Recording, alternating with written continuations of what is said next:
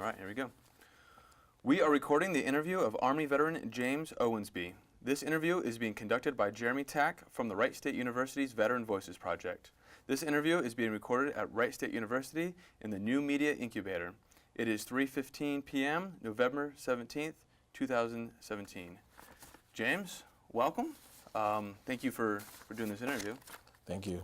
Let's get started off with, tell me, where were you born? Dayton, Ohio. Dayton, Ohio. What year? 1958. Who were your parents and what were their occupations?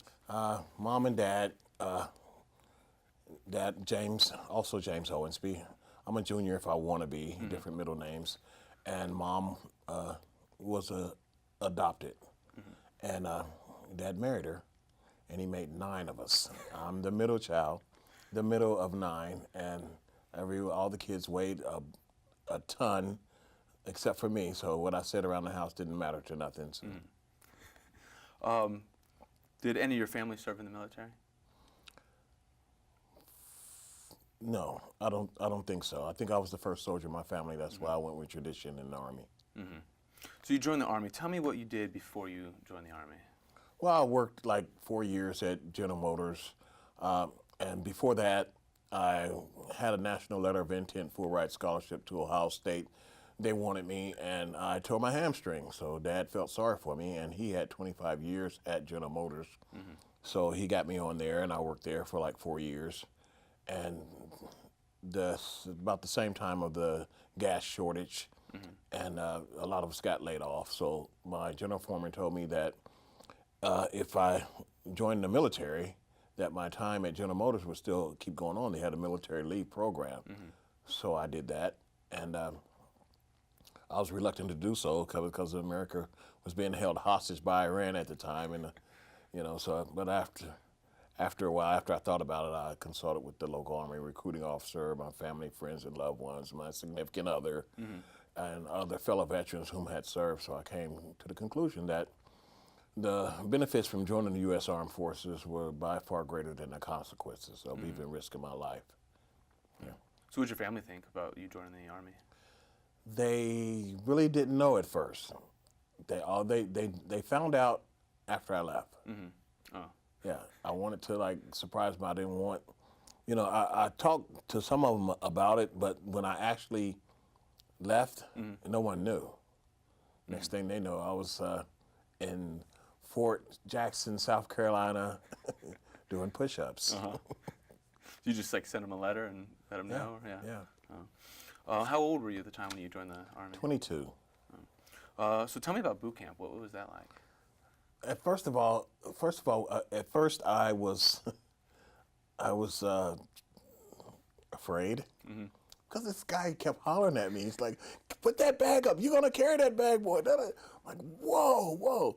But then after a while, I started liking it because they were only extending discipline, and Dad and Mom made sure that I was already disciplined, so I had no problem with taking orders or protocol. There was no problem there. So after a while, I started to like it.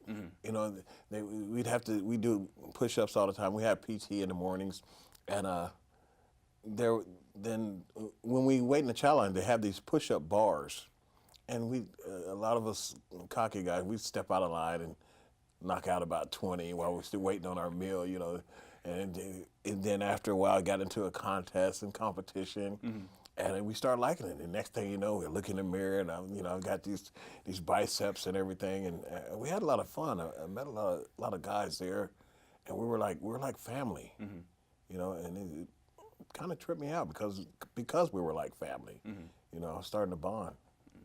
Do you remember any of your instructors, or do any of your instructors stand out to you? Sergeant Kimmy, Sergeant Rodriguez, Sergeant Mallett. Sergeant Mallett used to, when we go to do our training, and he'd pick somebody like me because everybody kind of gathered around me because I was like one of the only ones that never got any mail. And my family loved me, but they weren't the type of family that write all the time, And I was the only one that didn't get mail and they felt kind of sorry for me, so they kind of focused in on me and had fun with me. So when we go places to train and they have a different instructor up there, and maybe say for instance he'd say, today we'll be field firing the M16A1 rifle, and they'd have me stand up, field firing the M16A1 rifle, fantastic, incredible. No, tell us about the sergeant, and then everybody would get up, fantastic. And then we all sit down, and I guess that would make the drill instructor rest assured that, we're all into this stuff and we're having a lot of fun. Yeah, sorry. No, it's great. So how long was boot camp for you? 6 to 8 weeks. Yeah, 6 to 8 weeks, something like that. I forget. Put it like this. I went in June 26th, reception station in a couple of days, went to South Carolina, and I was in Germany in November. So June, July, wow, maybe it was longer, I'm not sure. I was having so much fun. I think it was 8 weeks. Yeah, oh, that's right, it was 8 weeks. And then we went from boot camp to basic training to AIT. That's where the time was. And then from there, I went to Germany. What's AIT? Advanced Individual Training. Like my MOS is a supply sergeant. And I had to go to AIT for that, for Advanced Individual Training, for being a supply specialist, then sergeant. What was that school like? Pardon? The AIT, what was that school like? What was it like? Yeah. It was different than boot camp. I mean, we still had the PT every morning, but then after that it was like just training. You go there, train, they get a little break, just like a 9 to 5. You get a little break, you come back, then it's lunch, come back, a little break, then you last formation, and then we get into our civvies and go find girls. And where was that school at again? Fort Jackson, South Carolina. Fort Jackson. How long was that school? Pardon? How long was that school? I'm not sure. It was about the same. Another 6 to 8 weeks. 6 to 8 weeks in basic, and then 6 to 8 weeks in AIT. But I know that I joined, July 26th, and I ended up going to Germany in November. And there was take away 2 weeks from that because there was a break in between training and Germany.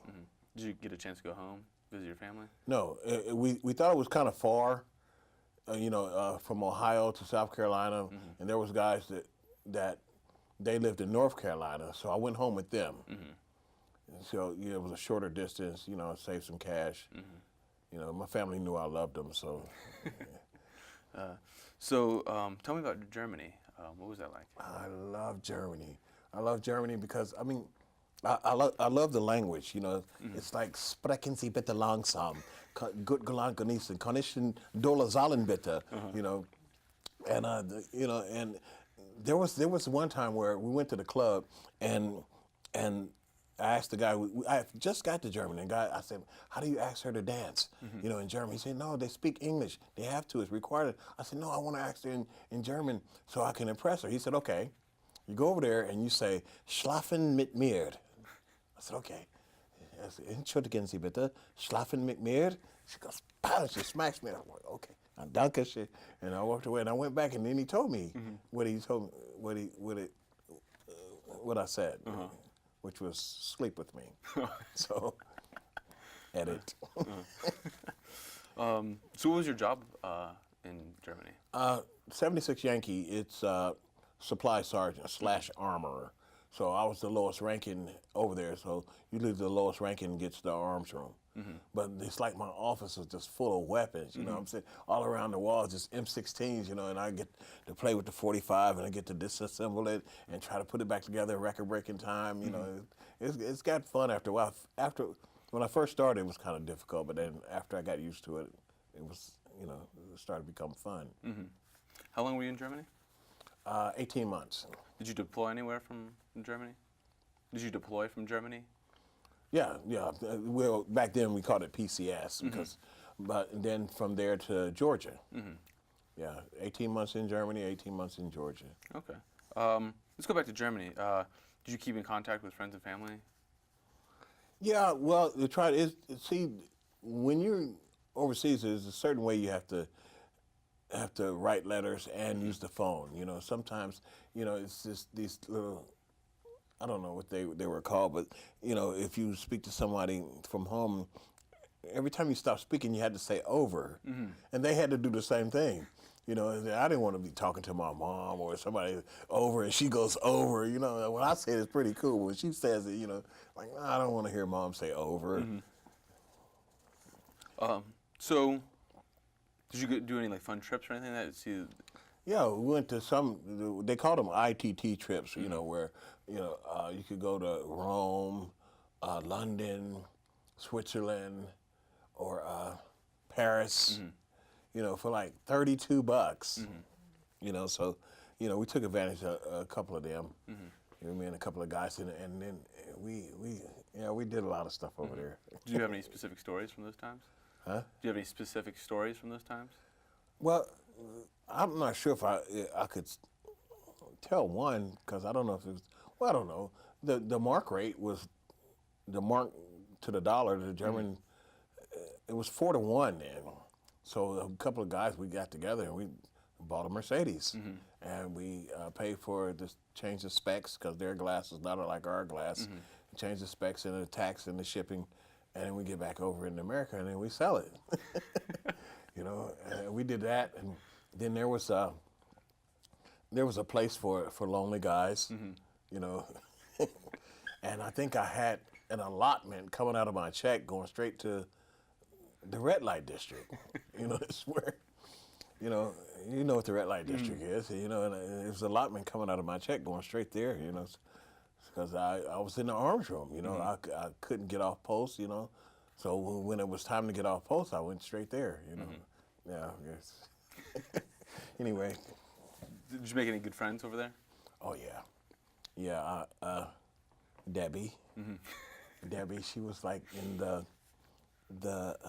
med unit, and John McDonald, Jackson, Pugh, and Williams. Williams. But then they put me in the room when I first got there. They put me in the room with these two rockers. One was from Biloxi, the other one was from Tucson. Big rebel flag on the wall, stack of albums, beer everywhere. Hey, crew. They call me crew because I'm a new recruit. Come on, crew, we're gonna initiate you. And they had a lot of fun. They were pretty cool. Rustat and Morton, I'll never forget them. Yeah. So you spent 18 months there, you said. Well, it's not really 18 months. All I was doing was dividing the time. Okay, I only spent 3 years in there, so it's like 18 months here. But then I forget about basic and AIT. But so just half the time, whatever half the time was, I'm not good at math. I went to public school. So you went to Georgia after that, right? Where? Georgia, you said? Yeah, Hinesville, Georgia. Tell me about Fort that. Stewart. Yeah, there was a lot more female soldiers there. And that was kind of important to me. And I fell in love with one. Her name was Jordan. Prettiest girl I ever seen. She was a cook. And I go there and our eyes just locked, And I fell in love with her. But as easy as I fell in love with her, I fell out of love with her too. 'Cause she got stationed somewhere else, and we, kind of quick. What was your daily life like there in Georgia? In stateside? Yeah. Well, I don't know. It's. I worked in the supply room again, a couple of times in the arms room. There was a lot of women that worked with me because supply is not. Back then wasn't too much, it wasn't nothing to it. So they put a lot of women there. And I met another girl, Regina Donald, and she was also from Ohio. Oh, really? She was from Elyria, Elyria, Ohio. She looked, don't take this wrong, but she looked like Michael Jackson. It's not like I got a thing for Michael Jackson or anything, but she looked like him, like she might be his sister, put it like Yeah. that, yeah. And we danced together. We won dance contests Oh, really? together, yeah. We went out to different places, and when we would play ball, and we'd play against the other companies, you know, and she'd always be there and cheer me on. Yeah, so let's talk about that. What other things did you do for recreation and fun while you were in the service? Well, I mean, there wasn't too much. I mean, you know, it's just, well, in Germany, you know, it was always, you know, the gym, you know, play basketball but I spent a lot of time. I spent a lot of time on at my desk. You know, because sometimes there were like files that needed to be done, and sometimes I would take my own time, and just to make sure, you know, it's just something about when the protocol that they teach you in the service, and it kind of sticks with you. You know, you want everything to be straight. You want all the records and everything. Everything's got to be almost perfect. You know, you have to position this. You know, even in the house, you have to position. Everything has to be perfect. You know, and I like that. I like that part of the service, and it's just a lot of times I like to be alone with my own thoughts, because you know when they first talk to you about the service, you know, you're watching TV or something, and the guy goes, $50,000 for college, you know, learn a new and valuable skill, travel the world over, you know, but then in those catchphrases are coupled with slogans like, be all you can be, an army of one, go Army, Army strong. But what the advertisement and commercials failed to mention is that in the event of a call to arms, we have to defend this country by any means necessary. You know, and that's, again, like I said, I was reluctant to join the armed forces after that, and then I talked to a couple of people. But bottom line, you know, we have to defend this country. You know, I had a little cousin, and I argue with him. He's a radical, you know. I wouldn't fight for this country. I said, let me tell you something. All patriotism aside, you know one good reason I fight for this country? I'm willing to risk my life and all. My mom's here. My kid is here. Jeremy is here. And nothing's going to bother them. Not on my watch. You know, it's not being tough. It's not being smart. It's common sense. You know, because if a bomb infiltrates our defenses, God forbid, that bomb is not going to discriminate who it gets. It's going to get Democrats, Republicans, blacks, whites, Protestants, Catholics, Buckeyes, Wolverines. It's going to get everybody. Yeah. You know, so we can put aside our little petty differences, you know, and concentrate on any foe that we might have.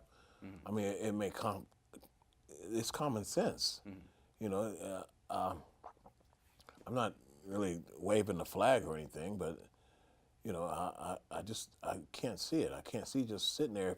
It's no different than some adversary from somewhere else walk past you and going to do something to your family. I don't think you would just stand there. You know, I wouldn't. You know, so. But I'm glad, you know, because when I first joined the service, I forgot, let me back up a little. Yeah, go ahead. When I first enlisted, America was being held hostage by Iran. It was election time, and for some reason, as soon as Reagan got in office, they let us go. You know, Reagan is, you know, I kind of like Reagan a little bit. I mean, I'm not ashamed to say that, you know, we all got our ideologies, but when I switched up when Reagan. I liked it, Reagan, for some reason. You know, it's just he was real. He was real. But what was weird about him is like every conversation he started with, well, he always said, well, you know, then he had to say what he had to say. But that's what happened, and I wasn't afraid, but it was like you're afraid. Everybody's got a little fear, but after so long, you know, that fear just goes out the window. You're ready. You're ready. I didn't see any combat. You know, there were some things that happened in there, but I didn't see any combat. You know, but I was ready. So what led to your decision to leave the Army? What led to your decision to leave the Army? Well, like I said, I was on a military leave program. I had no choice. You know, it was just, you know, do the time that you signed up for and come home because I had the job still waiting on me. So I did that time, went back to General Motors and worked up until, I don't know, until I had like 21 years in. So did your time in the Army change the way you looked at life or the way your worth ethic? Oh, yeah. Oh, yeah. I got more of a bigger picture of the world. See, my idea of the world was just the west side of Dayton.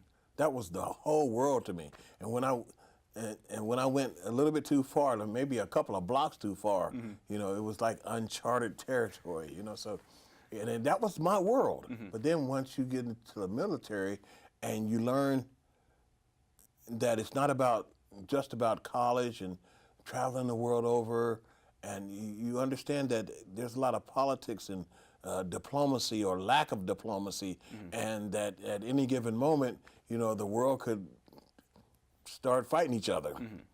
And then that's when the bigger picture came in, like, whoa, wait a minute.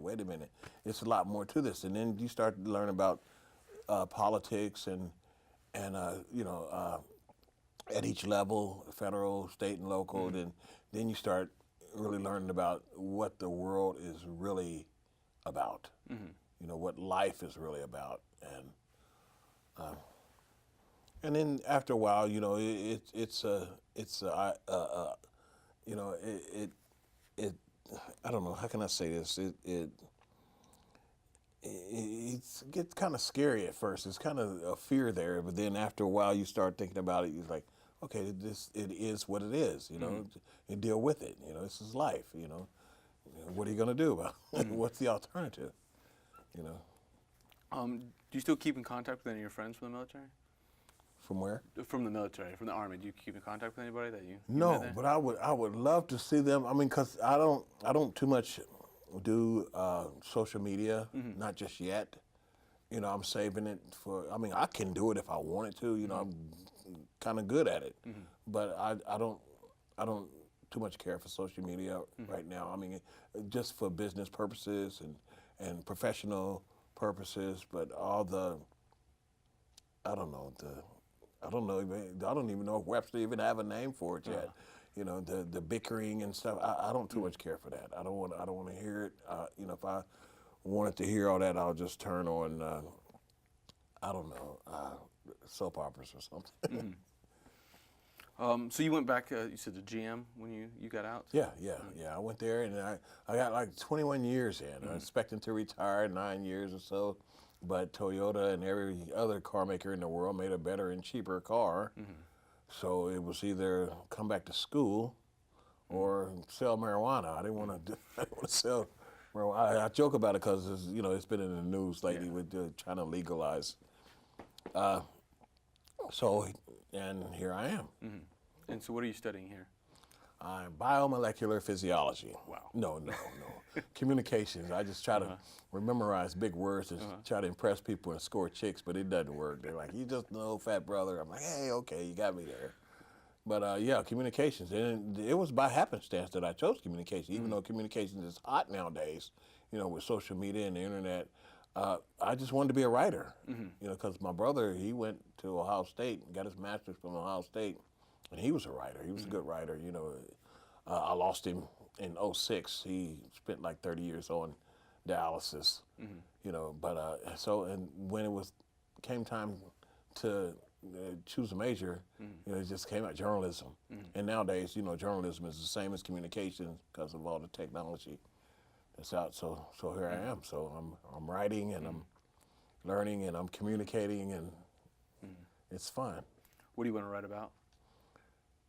I want to write about what I like to coin is fiction, nonfiction, or nonfiction fiction. It's like, it seems real, but this really didn't happen.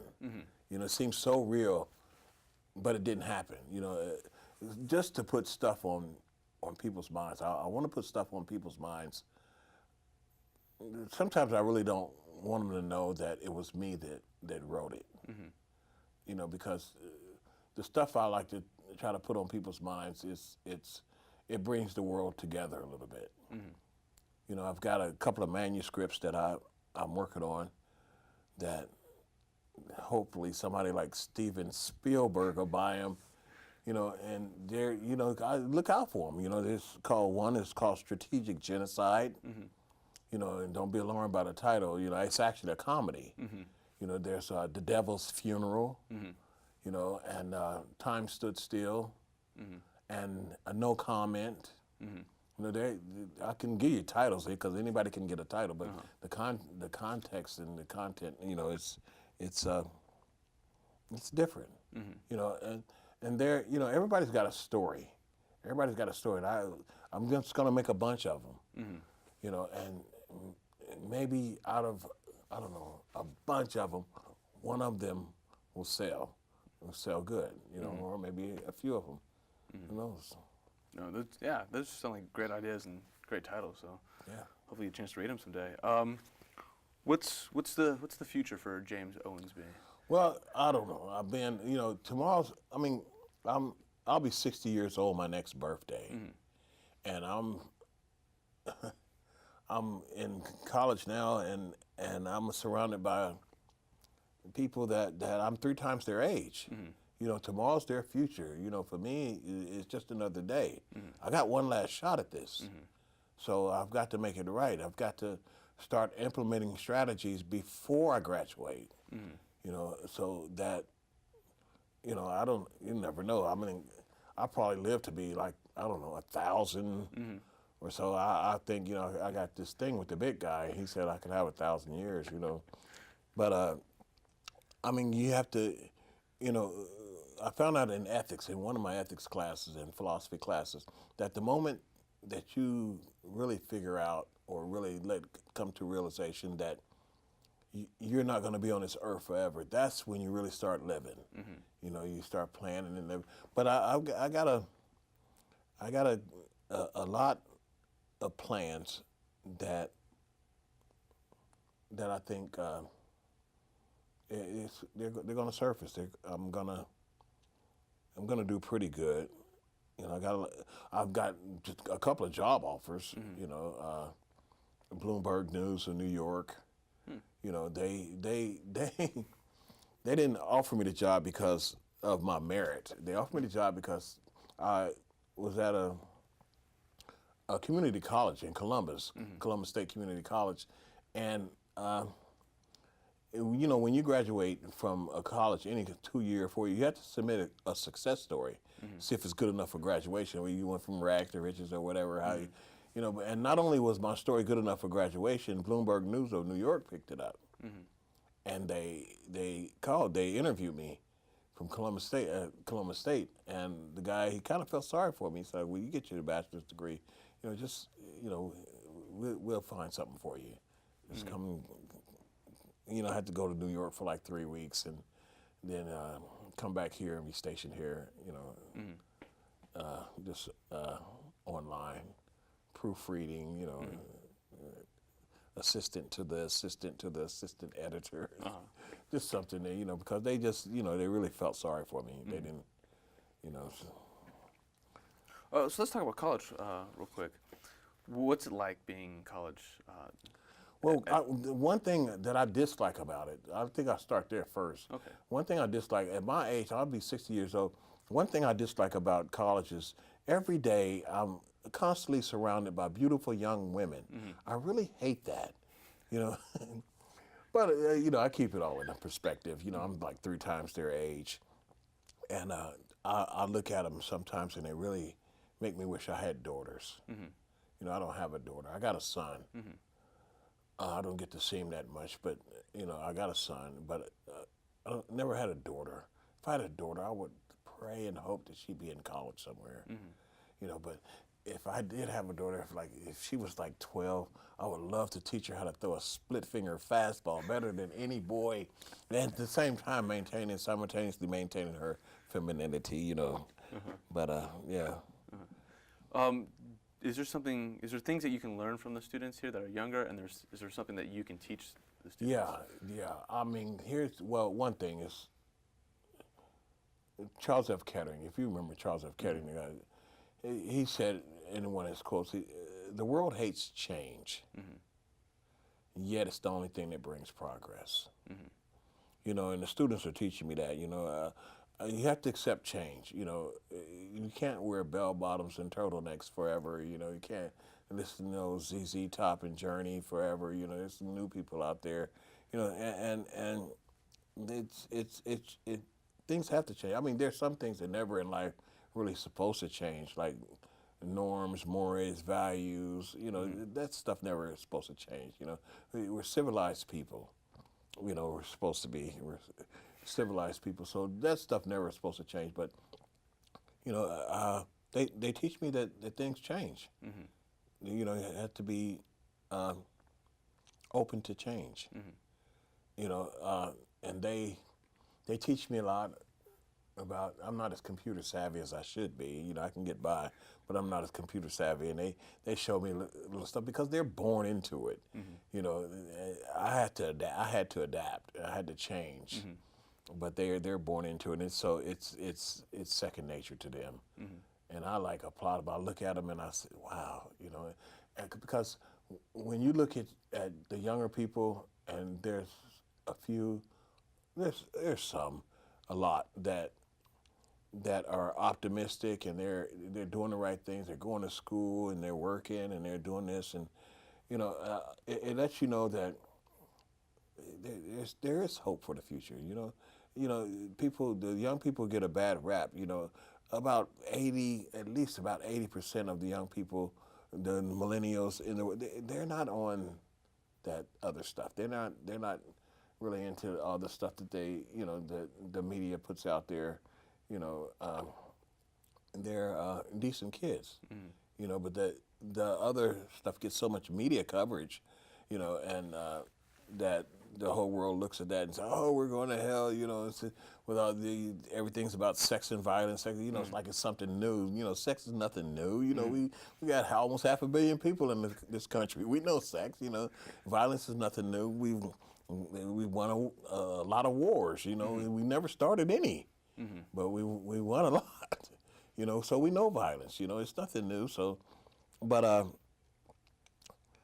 there was one particular incident where a student, a female student, she had to be no more than 25, and she told me that she was interested in me. You know, and I had to shut that down real quick. I was like, you really need to talk to your parents. You really need to go talk to your parents. You know, don't get me wrong. You know, I'm a man, but no, it can't happen. It's you have to play the whole tape through. You can't just, you know. So. All right. So, wrapping up here, I've got a few more questions for you. If someone was thinking about joining the military, would you recommend the military for them? Yes. And would you recommend the Army or? Well, I really don't think it makes a difference.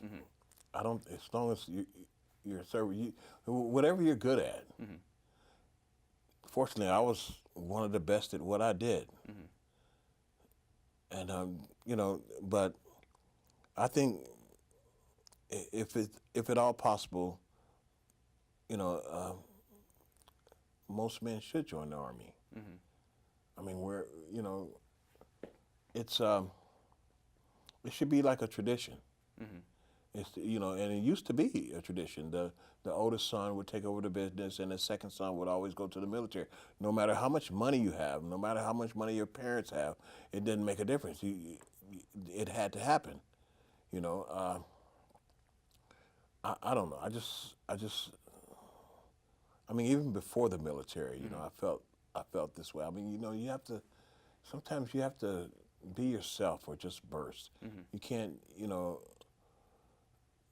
I don't know. It's like obligation. It's obligation. I mean, it's common sense, really. You know, for what it really is. It's not just a bunch of money for college and touring the world and I don't know, learning skills. It's about defense, not offense. It's about defense. You know, just because you want everything to be global and want the whole world to get along. There's parts of the world that don't feel like that. You know, and they let you know it. So therefore, we have to stay on defensive a lot. So, do you have a message? Would you like to leave a message to anybody who might be viewing this interview in the future? Or like, a message for future generations, say? Wow, we don't have enough time for this.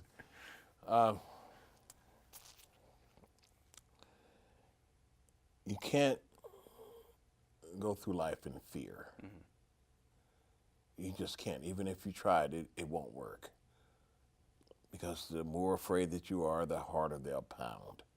So eventually, one day, you're going to have to stand up. You know, nobody wants a battle. Nobody in their right mind wants a battle. But you just can't let people treat you any kind of way they want to treat you. That goes for local, state, federal, and international. And that's what I'm talking about here, international. You can't just let people run over you. You can't let them just take over your land. You know, like I said earlier, my mom's here. You know, my kid is here. You know, those strangers are here, you know, and our homes are here, you know. Or we could just let them come on in and take everything. That's the alternative, you know, and it's not being tough, it's just common sense. You know, I want the whole world to get along, you know, but sometimes diplomacy fails, and you have to be ready for it. You know, it's just another reality. But until that time comes, I'm gonna eat some chicken and watch The Simpsons. Well, I think that's about it. James, thank you. Thank you for your time and thanks for your service. I really appreciate it. So that includes the interview of James Owensby. Okay, thank you, Jeremy. Thanks. What'd you think?